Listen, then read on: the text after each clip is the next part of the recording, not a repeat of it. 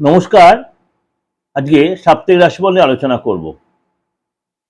23rd March 2026 two 29th March 2026 এই সপ্তাহে সারাটা সপ্তাহ কেমন যাবে।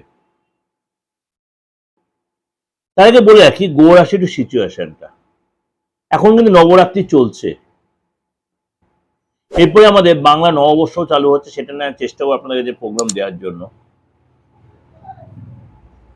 অবশ্যই তার আগে আজকে ছোট কিছু বলে রাখি গো রাশির সিচুয়েশনটা। মীন রাশিতে বিরাজমান রয়েছে শনি, সেখানে রয়েছে শুক্র এবং সূর্য, অর্থাৎ ত্রিগ্রহী যোগ তৈরি হচ্ছে, শুক্রাদিত্য যোগ তৈরি হয়েছে।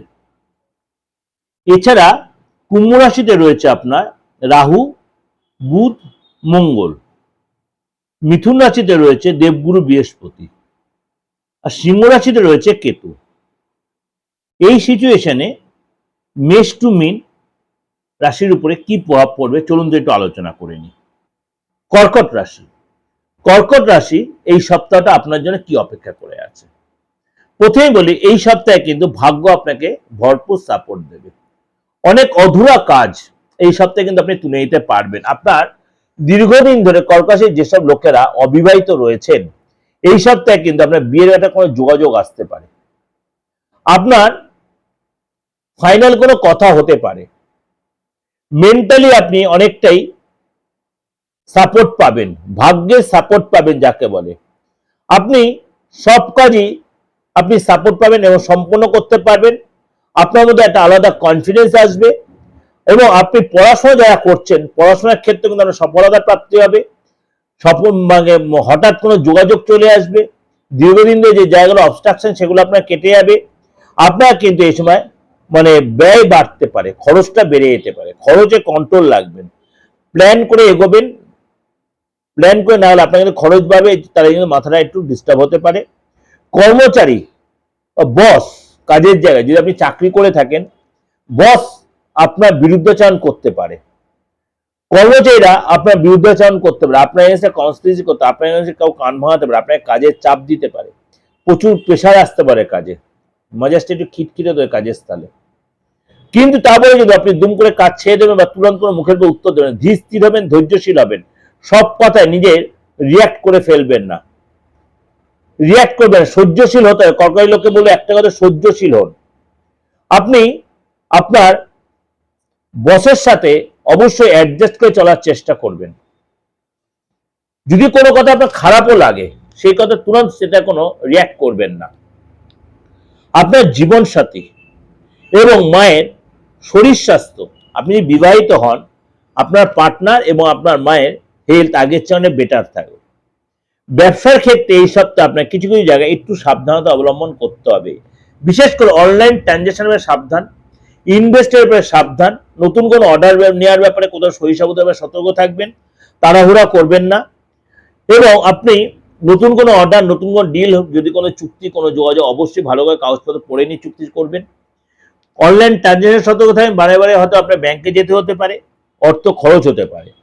এই সপ্তাহে আপনার 27 তারিখ দুপুরের পরে, 27 তারিখ দুপুরের পরে 28 তারিখ ও 29 তারিখ আপনার জন্য যথেষ্ট ভালো। 27 তারিখ দুপুরের পরে, 28 তারিখ 29 তারিখ আপনার জন্য যথেষ্ট ভালো।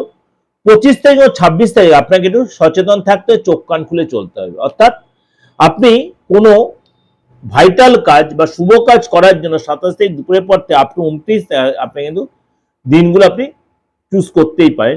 25 থেকে 26 আপনাকে একটু সতর্ক থাকতে হবে।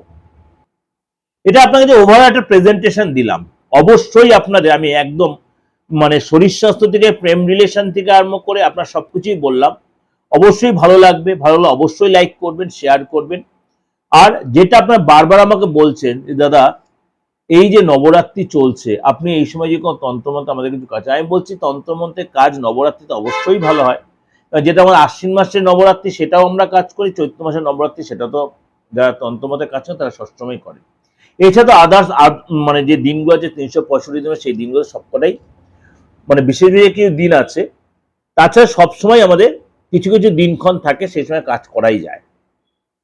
আপনাদেরও বলি, যারা আমার আজকে নতুন ভিউয়ার্স, যারা আমার সম্বন্ধে এখনো সেইভাবে আপনাদের ধ্যান ধারণা আসেনি, দীর্ঘদিন আপনাদের এই প্রোগ্রাম আমি এই সোশ্যাল মিডিয়ায় প্রচার করছি। সুতরাং আপনারাও এই সময় বলুন বা পরবর্তী সময় বলুন, তন্ত্র মতে কোনো প্রতিকারের জন্য, যে কোনো প্রতিকার, খালি মৃত ব্যক্তিকে বাঁচানো সম্ভব নয়, মুমূর্ষু ব্যক্তিকে বাঁচানো খুব সম্ভব নয়, মুমূর্ষু ব্যক্তিকে বাঁচানো সম্ভব নয়।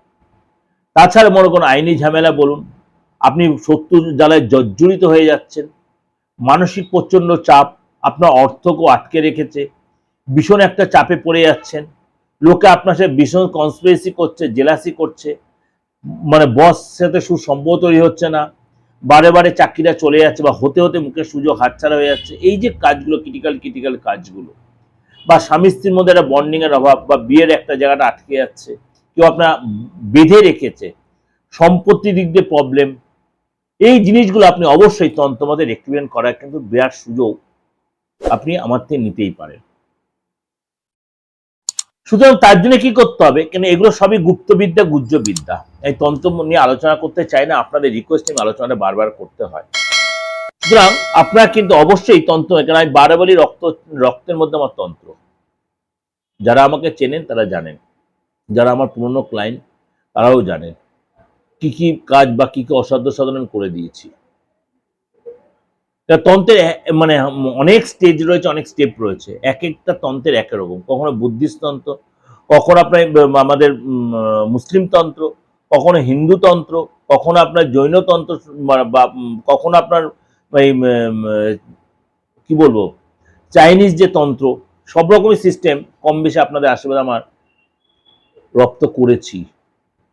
এবার যাকে যে ট্রিটমেন্টটা দেওয়া উচিত সেটাই আমি অ্যাপ্লাই করার চেষ্টা করি। সুতরাং রোগ অনুযায়ী ওষুধ অ্যাপ্লাই করা। যদি মনে হয় যোগাযোগ করবেন কোনো কারণে, দেশে বা বিদেশে যারা রয়েছেন, যে কোনো ধর্মের যে কোনো সমন্বয়ের লোকেরা অবশ্যই যোগাযোগ করতে পারেন, নির্দ্বিধায় বলছি। চেষ্টা করব, কারোর হয়তো কাজ খুব মানে তুরান্ত হয়ে যায়, আর কারোরটা একটু দেরি হলো, সে কাজটা কিন্তু সে পায়, অবশ্যই পায়। ভালো থাকবেন, নমস্কার।